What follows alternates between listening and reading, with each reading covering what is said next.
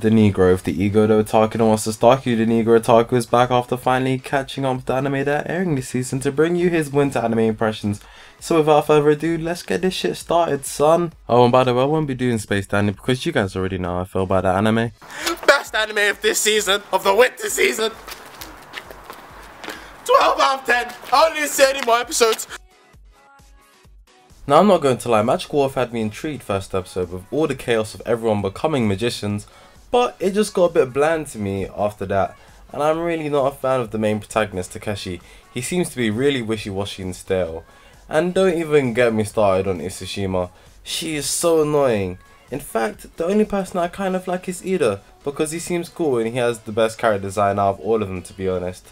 Also, what is up with the animation? Sometimes they have noses and sometimes they don't, and that really bothers me. But no, I guess this anime is okay, it's nothing great. Moving on from one magical based anime to another, Wiz Barristers is just awesome as hell, and it's really beautiful. I feel like I'm watching an anime movie with the quality being put into this, and I'm really enjoying the plot of the wizards needing to be represented in court by wizard barristers. The characters also seem quite interesting, and I actually like the character designs, even Cecile. Although she does look like a carbon copy of Mikuru Suzuki, but I guess that's to be expected when you've got Yusuomi Umetsu doing the character designs for it.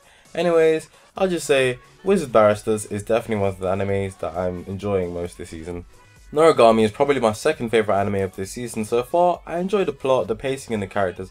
I never thought I could enjoy an anime about a homeless god in a jersey doing odd jobs like cleaning bathrooms for measly 5 yen, but I do. And I have to mention that the battle music for Yato is fucking awesome. It makes me want to go out and kill phantoms, but I know I can't because my regalia would probably abandon me like it did to Yato.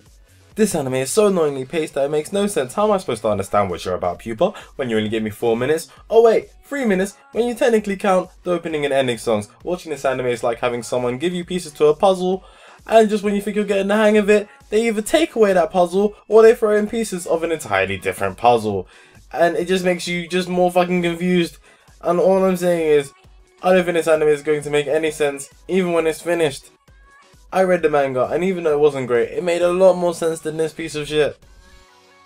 Now when I read this title, I thought it was like a spin-off of Oreimo, but then I started to watch it, and it is not that at all. It takes the whole incest thing to another level, but it somewhat dodges a bullet because they're step-siblings. But man, this anime did not rub me the right way.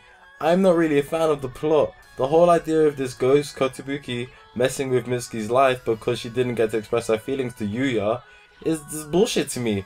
All I'm saying is, Kotobuki girl, you is dead. You missed your chance, girlfriend. Don't go around interfering with the living for your own needs and desires because that is selfish, bitch. I will say this, I'm not a fan of the bright and vivid colours in this anime. Although it is pretty cool, I like the idea of the Hamatora private investigation office being in some bar. It reminds me of when Ban and Ginja had their recovery service in a bar. The powers they possess being minimum holders are quite cool, and Ice is showing himself to be a good main protagonist with his speed hacks. I can just say I'm looking forward to seeing where this anime goes later on.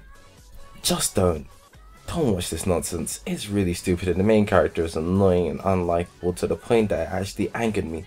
And I don't think I've ever actually experienced that emotion while watching anime, but this anime just looked like garbage to me and I had to drop it after the first episode, even though that's the only one that's out. I don't think I really even want to get back to this. It's worse than Pupa. Nisekoi tastes like Shaft. A lot. I know it's made by them, but can't they think of a different way to animate this series? I don't think those pans and close-up angles really suit this anime. It kind of worked with the Guitar series because of the pretentious dialogue that was being spewed out of everyone's mouth. But with Nisekoi, the dialogue's rather normal and so is the plot. And speaking of plot, I found it to be rather dumb. How is pairing 2 of your children to stop a gang feud make any sense?